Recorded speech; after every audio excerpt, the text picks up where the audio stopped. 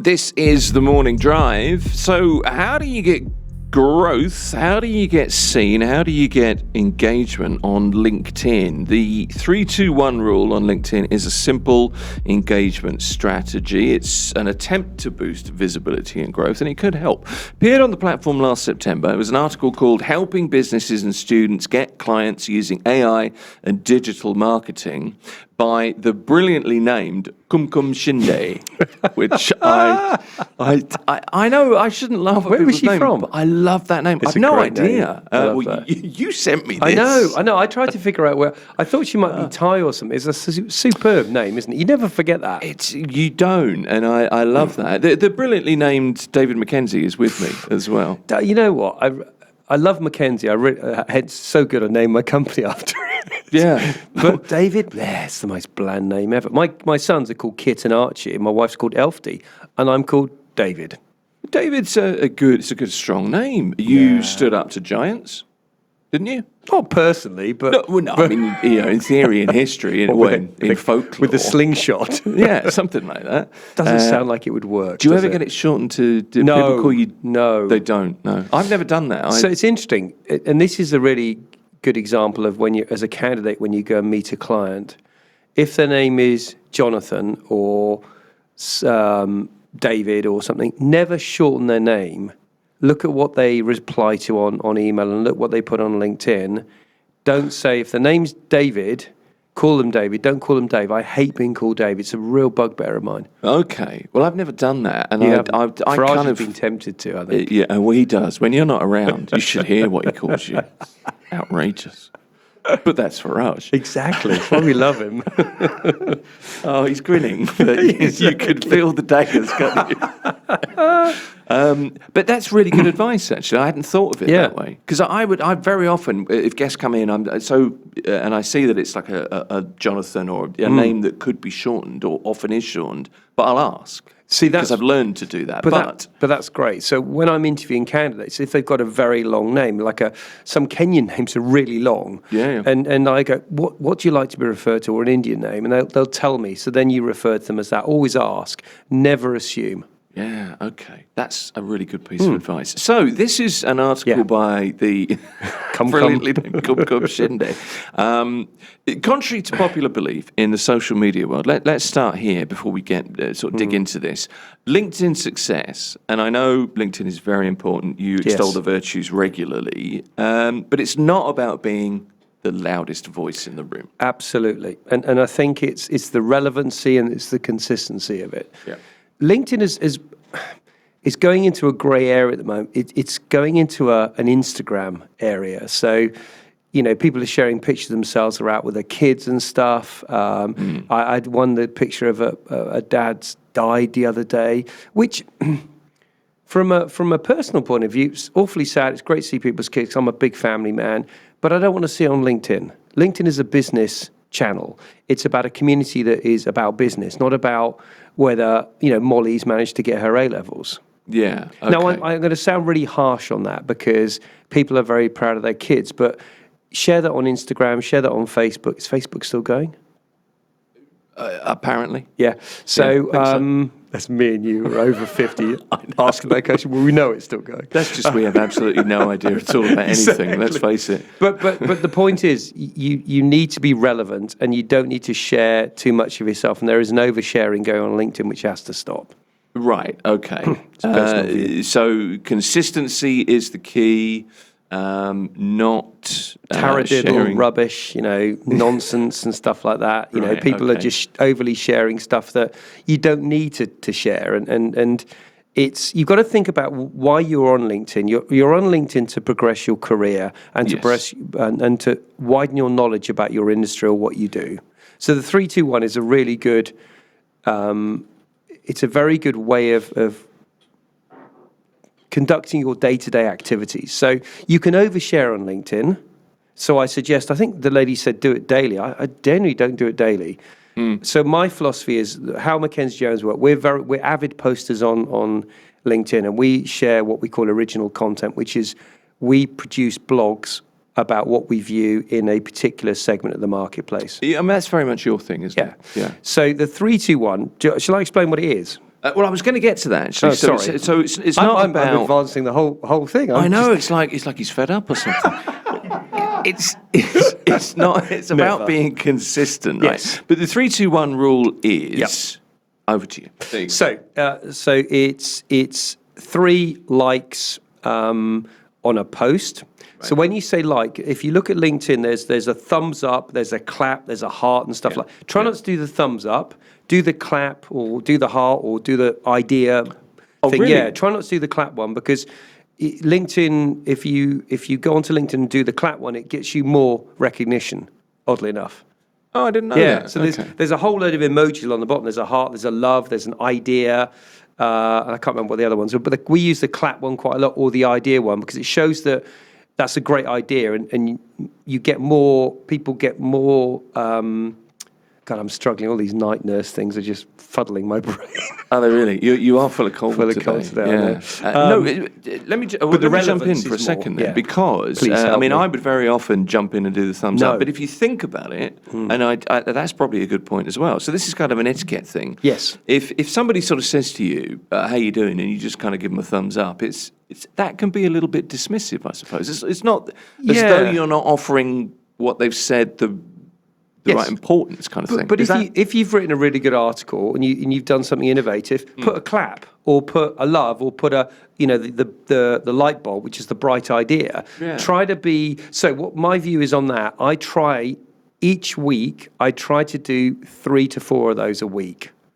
Right. So, Right. but what I do is I go onto, I have a feed, so all the people so the way LinkedIn works, when you first somebody, it means you're a first connection or a second connection or a third connection. The first connection is the most important one. Those are your followers, those are the people that see your feeds and you're connected to them. So when you open your LinkedIn feed, it comes up with all those different ones. Right. So don't like every single one because some of them are complete rubbish. But when the good ones, they are. I've got to be honest with you. No, I'm just thinking we post a lot, and I just like it all. Yeah, well, just don't realised. because the thing is, what you've got to do is dear. so the 3 one is do that. The 2 one is write a comment or like and share. So Right. the best bit is when you share somebody's article or thought process. It means you really understand what they're talking about and you buy into it and you engage with it. Once you share it then to your network. Now, my network is huge because I've been here, donkey's years. So that person who's written the article gets their network, then they get my network. So it's 6 degrees of separation. You get massive groups of people being able to see that article. That's so interesting. But only share stuff. I share a lot of stuff my guys post because I really like it, but also we do it because it's Mackenzie Jones. But then when I find a client's written something really interesting, I will like it or I'll write a comment and I will reshare it. So writing a comment and resharing is the most powerful thing you can do on LinkedIn. It means you're engaging with that individual and it means they can see that you've actually taken time to read the article or read that post. Okay, and resharing is as important as commenting. Resharing is the most powerful thing you can do because when you reshare it, you suddenly it's like when you get to 6th level of Zelda or something, which I used to play when I was like 12. it unlocks a new level, which means I have 500,000 followers. You have 20. Suddenly, if I reshare your article or comment on it, it unlocks that article into my 500,000, so they can now see that. All right, then. So the 3-2-1 rule. Let's just run through it quickly Yes. to get this nailed down. 3 comments. Yep. Contribute to 3 posts in your network. Yep. With, as you point out, thoughtful, value-adding comments. Absolutely. 2 shares. Yes. So share Reshares. 2. Yeah. Relevant posts or articles. Adding some professional insight, and in doing that, you position yourself as like a voice. And always, if you have a comment on it, make sure it's an interesting one, saying, well, I understand why you're saying this, but wouldn't this cause this? So, example, if okay. somebody said to me, the talent market's booming at the moment, I go, actually, it's not. I've seen a massive increase in the amount of talent people connecting up to me. What are your thoughts? You're starting a conversation. So create a debate. Exactly. Yeah, but yeah. don't create a debate just to be a donkey. Create a debate because somehow things. I don't associate donkeys with debating, but I there wonder you how are. I've managed to stay in this career I don't long. know. I'm not sure why you're not inside, to be honest. Anyway, and the final But one. that's a really good point, Yeah. I think. Yeah. And Don't look for a fight.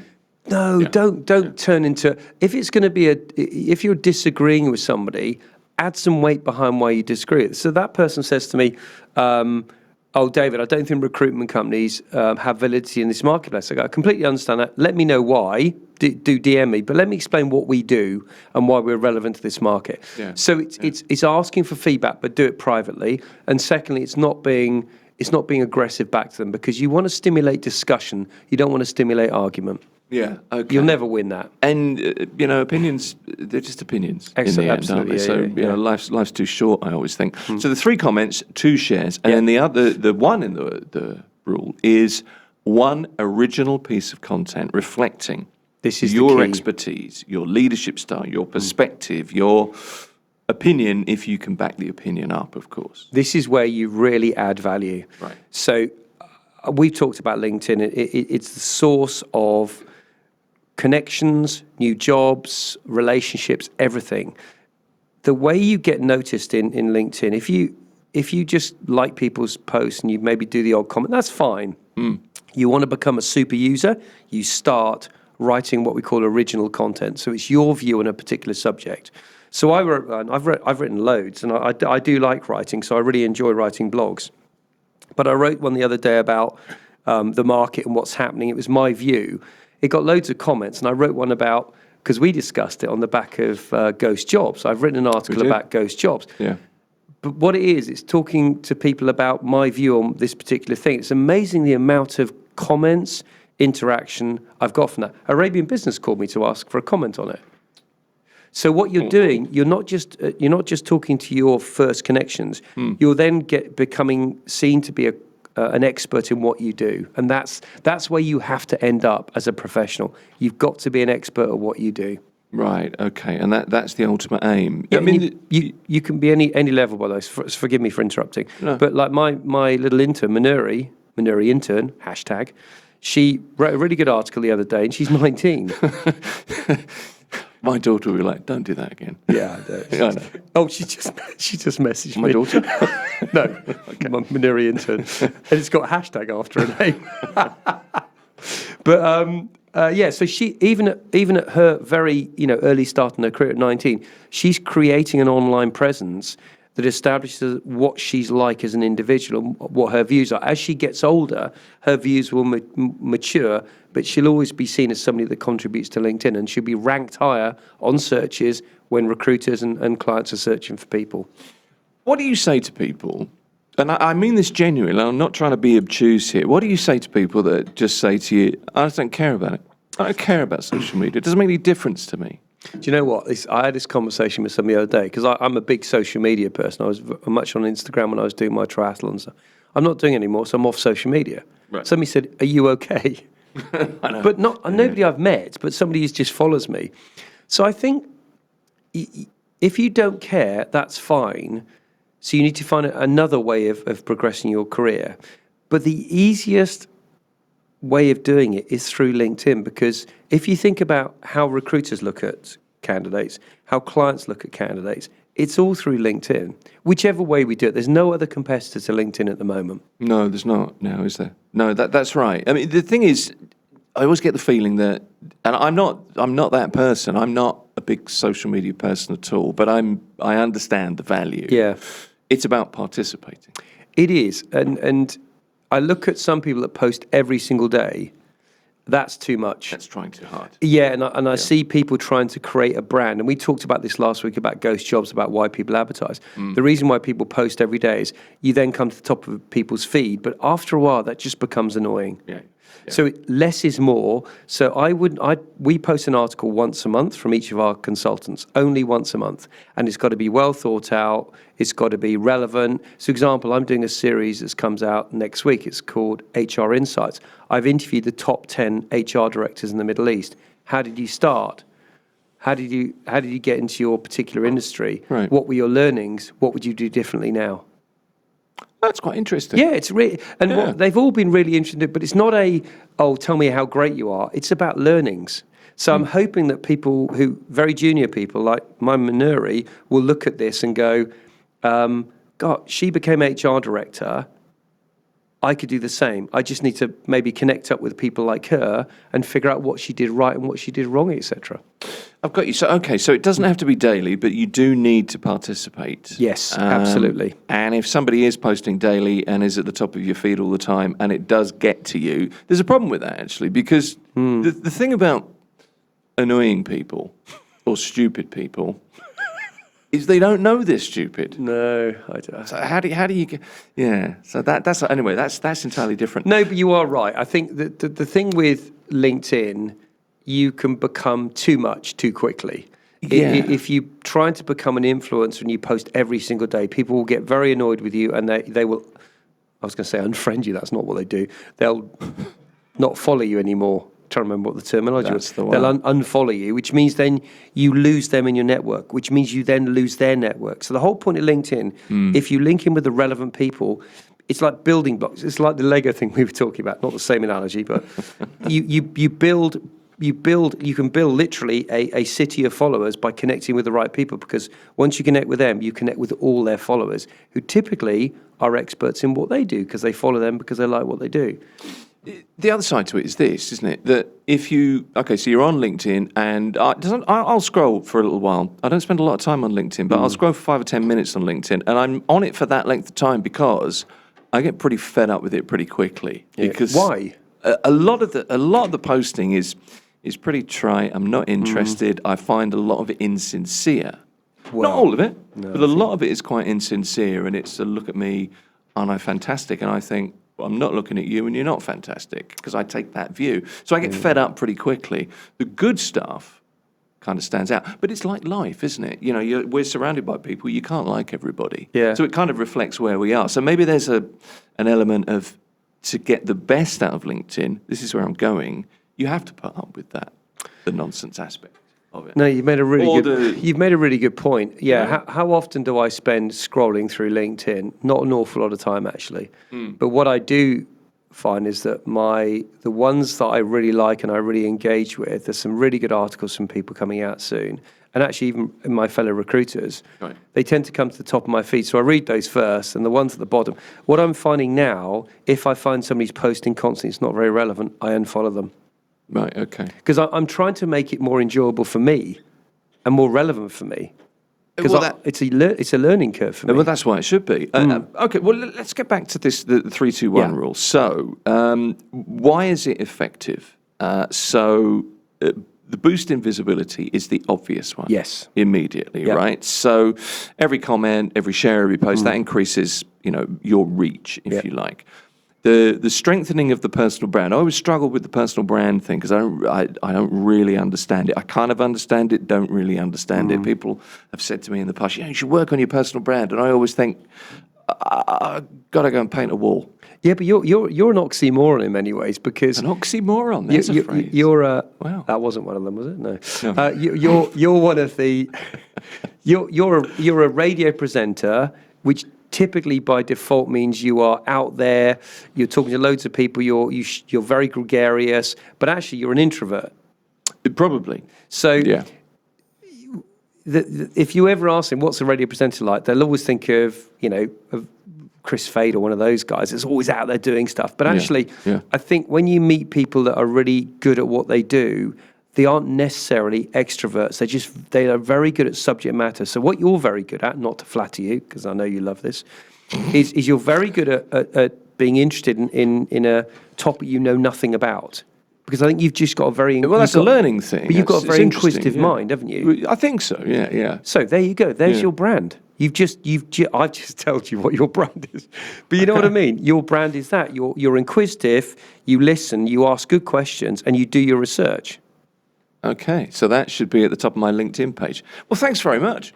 I'll pay you on the way out. 400 dirhams. I was going to say, discount. Oh, that's a bargain. So that's the thing. So you're strengthening your personal brand. We've worked that out. Boosting visibility. The other thing is to drive networking. Yes. Right, because you're communicating with people, but networking that has some meaning, has some value. Yeah. Rather than just, hi, let's meet up for And in many ways, you've got to be quite brutal about this. If somebody tries to link in with you and you don't think they're relevant for you, they don't think they can add value to what you do, your career or your insights, do not accept their LinkedIn.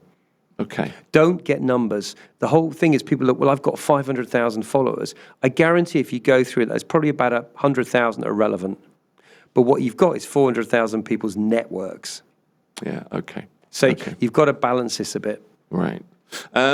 What about accepting? No, I'll come back to that. I'll ask you that in a minute. There's one more thing with the 3-2-1 rule. Yeah. So boosting visibility, personal brand, Yeah. meaningful networking, and also aligning with the algorithm, the LinkedIn algorithm. So if you're consistent activity signals relevance. Absolutely. Okay, that improves your chance of showing up. As that's kind of where you've been leading through to with all of this. You can show up in more feeds.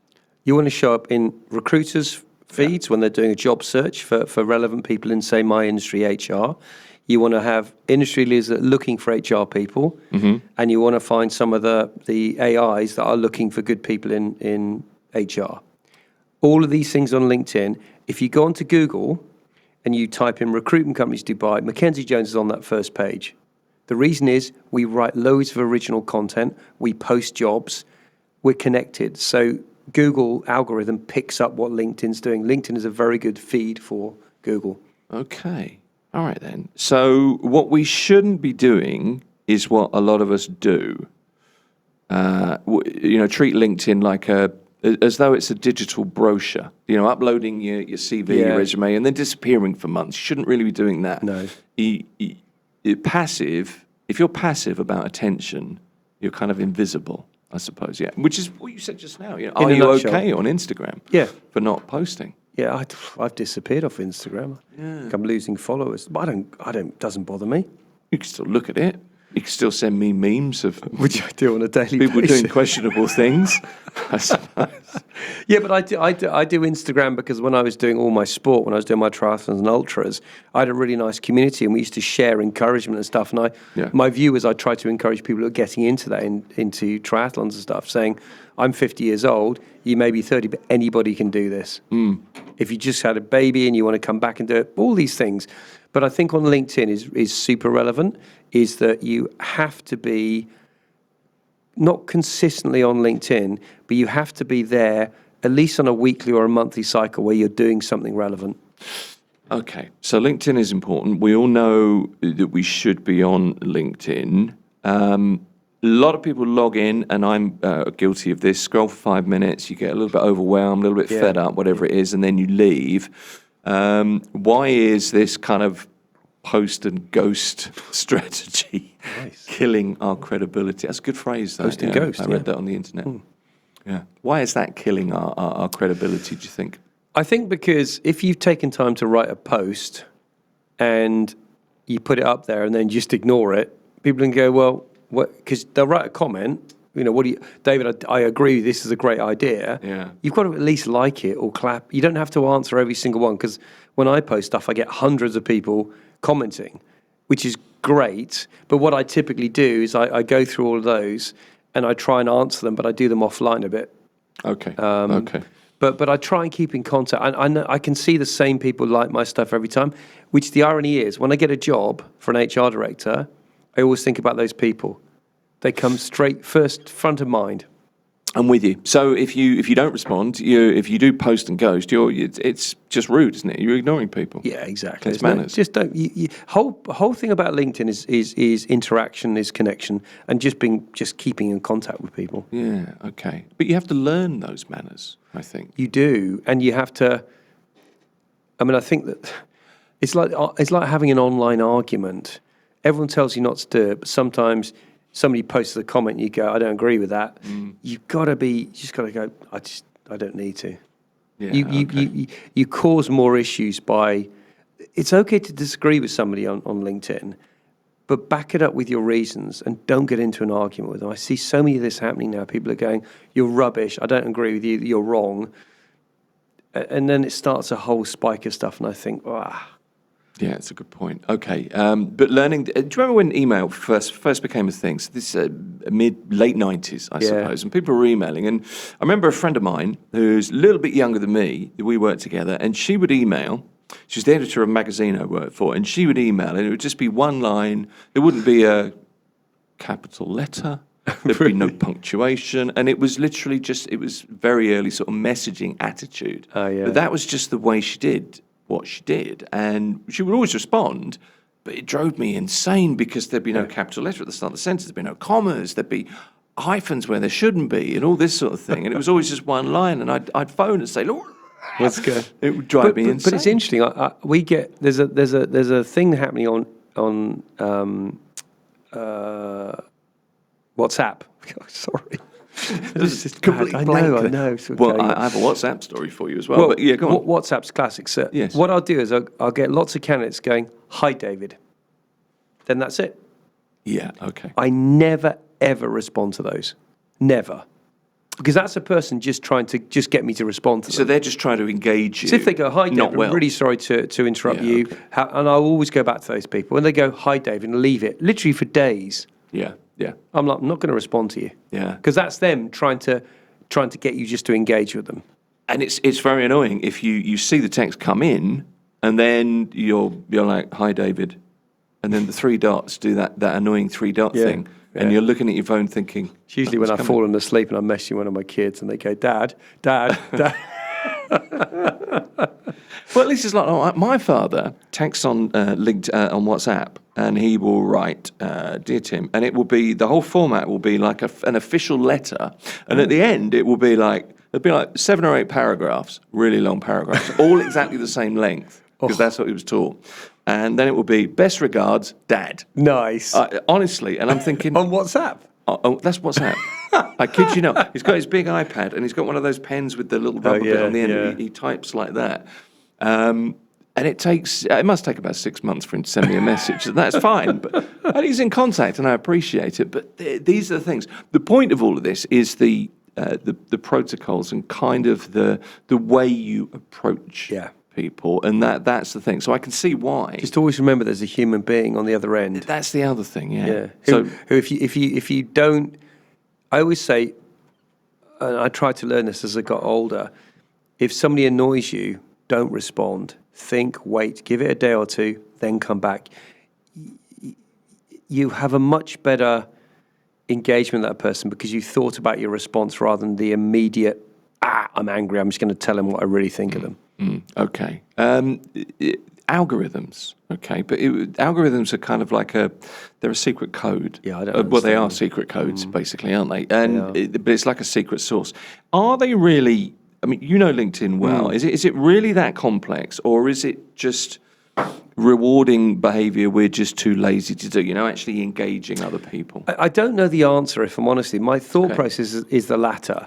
I think what LinkedIn is a business network, and what it rewards is engagement, and is positive engagement. So it's when you do the clap sign, it rewards that more than the thumbs up sign. If you write an original piece of content, you typically will feature in more feeds. And that, I think, everything LinkedIn does is to reward you engaging on their platform and with the people on that platform. Okay, so let's go back to this 3-2-1 rule. Just a reminder of what that rule is. It's 3 comments, 2 shares, 1 original post. Is the frequency of that?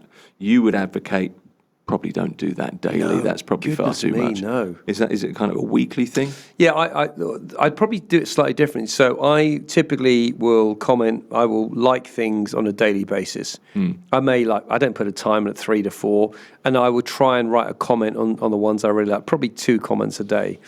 The resharing, I only reshare articles I really think are good. Right. Okay. So if I see a client who's written an article about, L&D, that how blended learning works, which is one of the things and I really like it, I'll absolutely reshare and go, I love this. It's a rarity I do that, by the way. I reshare my guys' stuff because it gives us a better reach, essentially. Yeah. But also I like what they're writing because they're writing about my industry. I even share my competitors' stuff. So, when Cooper Fitch wrote one, Trevor wrote one the other day as the MD of one of my competitors, really good article. So I shared it. Somebody said, why are you sharing another recruitment article? I said, it's a great article. But he's a recruitment company. I don't care whether he could be a dolphin trainer. It's a good article.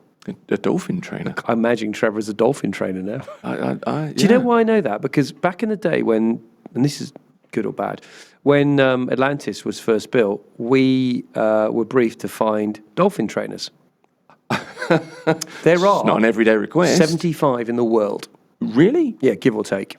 Only in the whole world. That's a great industry. And it's declining. Declining because of the ethics of keeping dolphins in captivity, which I don't agree with, by the way. Yeah. But yeah, there is like pastries. Oh, I'm going down a rabbit hole here.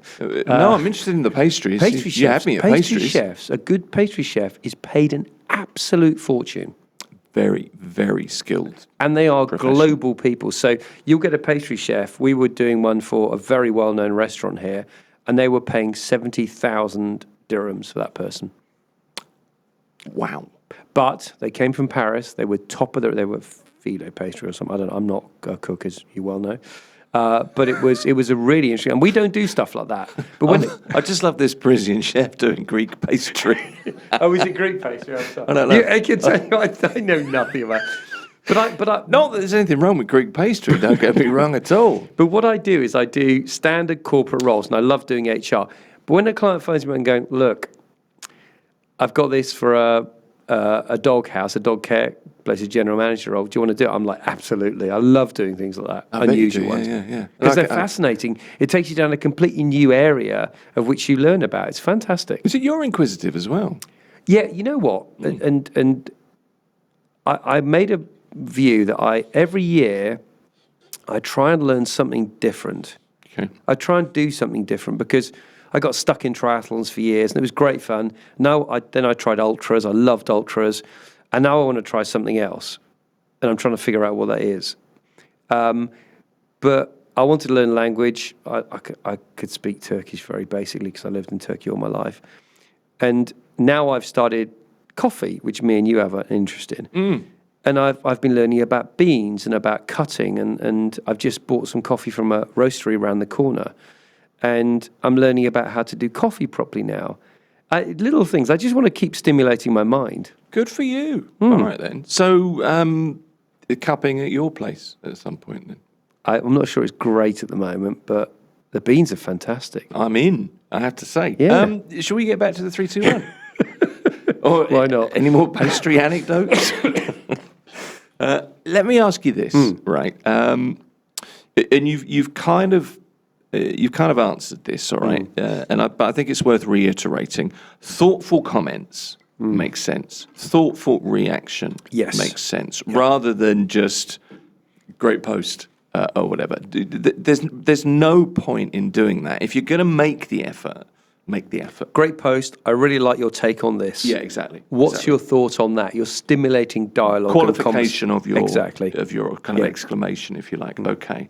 All right. So let's get a little bit more specific. So Sorry, you want to say something? on that point, so when I write an article, I get lots of people DM me on LinkedIn saying, saw your article, really like that. What are your thoughts on this? And by the way, here's my CV. I think that's a really nice way of saying, can I send you my CV? Because it means they've taken time to listen to the... I'm getting more and more comments from the Mirror post we're doing because your audience is growing, obviously, and it's growing in a professional capacity. So lots of people are listening to it. So every time I come on here, because we have such a long dialogue, people get into the conversation more. So then they start referencing it and the mails are sent to me and go, look, I really loved your comment on that. Can I send my CV? I'd love to catch up and have a coffee. I really like that because they've taken time to listen to something, share a comment, and then send me their profile. Well, I guess, I'm kind of thinking that through as you're saying it. I guess in a way that means people, first of all, people are engaging with you. Absolutely. They're engaging with you as a professional. Yeah.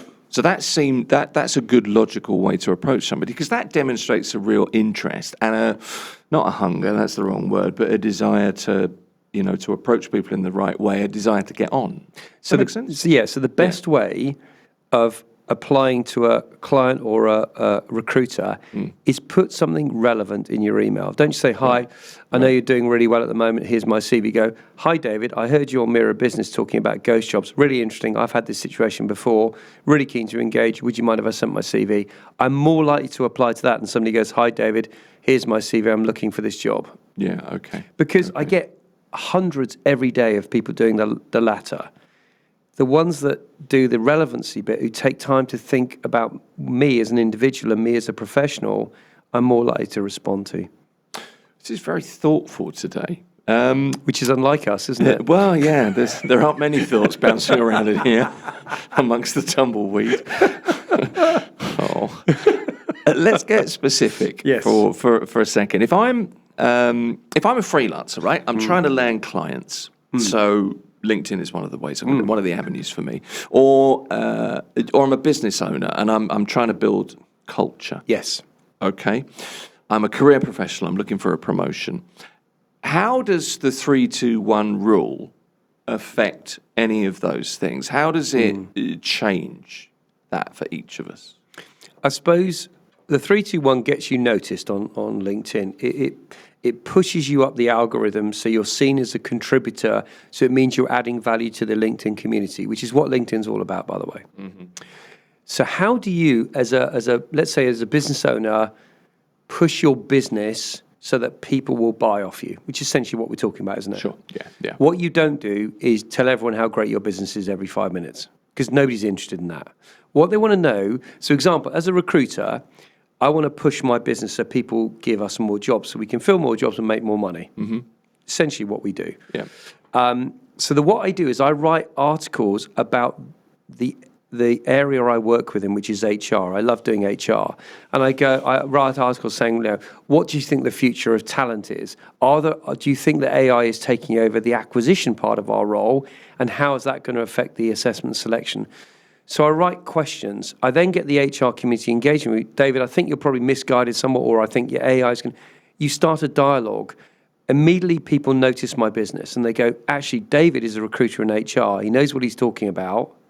He's got a great following. Next time I have a job, I'm going to give it to him. That's essentially, basically what happens. Well, it is. But if the other side of that is, if you're going to make the effort, and you do make the effort, you have to be able to back it up. True.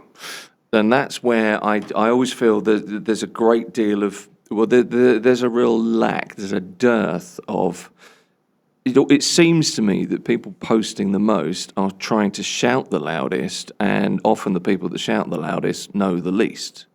Yes, but LinkedIn's community is a very smart community. They get that. Okay. And in reality, what you see, these people, and there's a guy who's doing it at the moment, it's on my feed, he's been, every single day there's a new controversial thing about, the future of Dubai. I think this is why Dubai is so amazing and stuff like that, but it doesn't back it up with anything. Just says we're the best place in the world to live. I hate UK. I'm like, great. You're beating an old horse. Sorry, flogging a dead horse. Whatever analogy. War horse. I was going to let that one go. That gave me the collie wobbles. Exactly. But if he changed his view and said, this is how I think the UAE job market's going to change. These are the reasons why. What are your thoughts? My son's calling me. If you want to answer it, you can answer it. No, he's the little one. He's the one that works for Porsche. Oh, right, okay. He's trying to flog me a car, probably. So I think you have to be relevant, and you also need to take a bit of a break. Don't do it every single day, because people get bored with you. I think there's never a truer word, to be honest with you. So let me bring out the cynic for a moment. Oh. It's a little bit like... It's been hiding a bit, hasn't it? It's not been around for a while. It's a bit like networking on autopilot, I think, in a lot of ways. I feel as though I do it a bit. And sometimes I'm just like, comment. Or, it's really good. Because you feel you have to. You feel an obligation to do it. And that's the thing. I suppose you should not let yourself be led by that sense of obligation, even if, for your example, posting stuff that your guys do, how much of that honestly is, I feel a bit of an obligation to do it because I run this business. No, it's 100%. It's not at all. It's 100%. Yeah, of course it is. Okay. They've taken the time to write an article. I'm going to post it because I have to, because I'm the MD of the company. Okay. Now, do I believe in that article? It very much depends if I write a comment. Sometimes I go back to the consultant and say, I don't agree with this. I think this is rubbish. Okay. Why have you posted it? But I'm never right, because they come back and go, these are the reasons why I met this candidate the other day. This is the reason I've done it. I went, great, good article. So I do post it because it's my company. But when I write a comment on my consultant's articles, I've actually read it. And sometimes they put, actually, I disagree with this. Because what that means, even though it's Mackenzie Jones, and I am David of Mackenzie Jones, it means that I have an original thought in my head. I don't just follow what I think my consultant's right. Because my consultants are super bright. I mean, I look at Elena, she posts some really good articles, but hers is very much more on the emotional side of recruitment.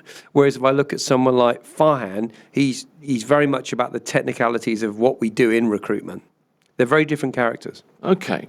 Because I wonder how much, posting this kind of network and autopilot attitude, I wonder how much that really builds networks. Because if you're online a lot, in the back of my mind, I'm thinking, you're online, you're a bit of a keyboard warrior. When did you last actually sit with somebody and have a cup of coffee and talk face to face? That's always kind of there. And that's where my real kind of cynical bite would come from. Yes, and I think my job is most of the time is sitting and meeting people and having a coffee and understanding them. So the reason I'm writing this HR series is because I've met these 10 people. I really rate them. I mean, I meet hundreds of HR people in my career. Yeah. These 10 I think are really good. Now, they're not the best known companies. They may not be the most senior people, but I really like their take on what they do as a job. And I think it could influence people who are starting their careers, mid-careers, and also at the end of their careers. Well, just because you're not famous doesn't mean you're not good at something. No, and I think the problem is, as your analogy is a great one, the harder people shout, the more cynical I'm about why they're shouting. At one point, at some point in your life, if you're the guy on top of the hill shouting, you're just a mad old bloke, don't you? That covers both of us. It probably does, actually. Yeah. Probably why we're here. That's you and me at the weekend. Shout! You remember that Ezekiel one? I do. That's exactly it. Exactly. I mean, the point is, and I want to use one of my most hated phrases here, but it works in this instance. The way you have to look at this, whether you use the 3-2-1 rule or not, going back to the original point of this discussion, is it's making your best effort to be your authentic self. Yes, I hate that authentic self because it reminds me of influencers. It does, but it's the most appropriate for this. It's just you being you and saying what you think, how you feel, what you think about somebody, whatever. If I had a PR person working for me, she wouldn't or he wouldn't let me say half the stuff I do. Let's be honest, I would have depth charged my career by now. It's a lot more than half. I know. Let me tell you. So I genuinely think the best comments I ever get when I meet candidates and clients is they go, I really like the stuff you say because it comes from your heart. It's not often the most PC way of doing it because I'm just very honest. Because I think when you ask for my opinion, you don't want to hear a boilerplated PR view of it. You want to hear genuinely what I think about recruitment. Yeah. And that's why I've got clients. One of my clients, Eloise, phoned me. I hadn't spoken to her for 10 years. And we had a long chat about kids, family. We didn't talk once about jobs. And she goes, oh, by the way, I've got a job for you. I'm like, oh, fantastic. Why have you briefed me? I just like working with you. That, for me, was a really nice epitaph to my career. But you hadn't spoken to her for 10 years. I know, but we connect on LinkedIn. Oh, you're on LinkedIn. So you are still in connection. I'm thinking... There's a real synapse problem going on here. Yeah, there is. Yeah, but we connect. We're always chatting on, and she always likes my comments. I like hers. But we haven't physically spoken for 10 years. Got you. Which is a bad bit on my part. But there is a line of communication that is very much open. She phoned me up, and it was like we'd spoke last week. Okay. And that was because we continually liked, shared. She's seen articles. She's listened to me on the radio. And I think she feels connected to me as an individual, even though we haven't phoned, which is, by the way, a bad thing because I typically are very good at keeping in contact with people. Well, you've reestablished, you've reopened. She's given me a job. It's a great job as well, and I love working with her. She's such a nice client. Well, there you go. All right, then. Final question. Yes. We'll reiterate the 3-2-1 rule in a second, but final thing. Imagine I've been inactive for months and my profile's gathering dust. Hard to do, I know. Which is your current profile. My current profile. What happens if somebody listening to this is like me and is relatively inactive? What happens if I start the 3-2-1 rule tomorrow morning? Do you think? How long will it be before I start getting real feedback, messages and all sorts? Well, first of all, don't do the 3-2-1 until you've built your network up. Okay. So look at all the radio presenters on LinkedIn. Start connecting with all of them, whether in Singapore or UK or whatever. Start following them if they have interesting content for you. Then start doing the 3-2-1, because what you have to do, you've got to sow seeds in a field that actually will grow stuff. If you've got no followers, whatever you do, people aren't going to follow you until they see there's relevance in what you do. So build your follower base. At the same time, start liking and sharing stuff that you've got on your current followers. But the most important thing is start posting original content. Your opening one might be, it's been a long time, but these are the reasons why I've been off LinkedIn. Okay. I've been super busy. I felt my job has taken out, write a personal piece. And people go, yeah, I agree with you. This is why I think HR's turned over in the last 10 years. What's your view? It's a very easy conversation to start. Yeah. And I guess the most natural way of approaching content, because there's a fear, isn't there? What am I going to write about today? And writer's block's a thing. But then don't do it. Well, exactly. And if you're going to write something, write about something. If you have a thought in your head, and you think, oh, that's interesting, it probably is. See, I have a bank of about 10 blogs. What I do, I write something. It's always 3 paragraphs. Right. I write it, put it away, go back to it 2 days' time, reread it, and go, it's rubbish. But I park it, and if things change, I look at it again and change it. And then what I do is I send it to 3 different people, 2 in my current organisation, 1 outside my organisation, who's an HR director. What do you think of this? It's like science. Well, what you do is you get 3 different opinions. People who work for you, my lot are pretty bad. They'll actually rip an article apart if I've written a bad one. Yeah, but if the boss sends you something like, it was... I wish they were like that. Yeah. I wish they did. If anything, the hardest comments are the people internally. This isn't your voice, don't like it. Really? I think I see where you're going, but I think you've missed the point with my last 3 comments from 3 of my guys. Okay. That brutal honesty then. Yeah. That's like having friends. Yeah, I'm not sure they're friends, but anyway. Telling you the truth. And then the one outside of the organisation is more a bellwether check to see if the external industry sees that as a good article. And then I will post it. And I will always post it with a picture. A picture is almost as relevant as the article because it draws people's eye to it on LinkedIn. Because as you said, when you scroll through LinkedIn, there's pictures of people's faces, people's kids, bland pictures. Something that's interesting, people like. Yeah, okay. So I did a brilliant one about death of the expat HR director, and I did a blue plaque, which in UK is when famous people have died. Oh, on the side of the building. Yeah, and it said David McCloud, Watcher of Clouds, died here. And I thought, brilliant. It's a completely irrelevant thing. But it got the most likes on my article, and I think it was partly because of the picture. Well, one of the things as well is quality of pictures, but that's a whole different conversation, I think. So the 3-2-1 rule, let's just run through it very quickly again. It's been put forward on LinkedIn. It was an article, and it's 3 comments, contribute 3 posts in your network, share 2 relevant posts or articles, and the 1 is 1 original piece of content reflecting your expertise, your leadership, whatever it is about you that makes sense. Just do what you think's right. I mean, just engage. Yeah. The more you can engage with people, and the more you make it, and you said it, your authentic stuff. I hate that comment, but make it genuine. Make it you. When you read it again in 6 months' time, you go, yeah, actually, I really did mean that. Yeah, no, that's actually a really effective benchmark, isn't it? If you look at that in 5 years' time and think, no, I still think that's relevant. Exactly. In some way, that works. Okay. David Mackenzie is the founder, the CEO. He is the big noise at Mackenzie Jones. Nice. Not shouting loud or shouting at an imaginary friend or anything like that, but he's there. Good to see you. Thank you very much. Thank you very much. This is Mirror Business FM.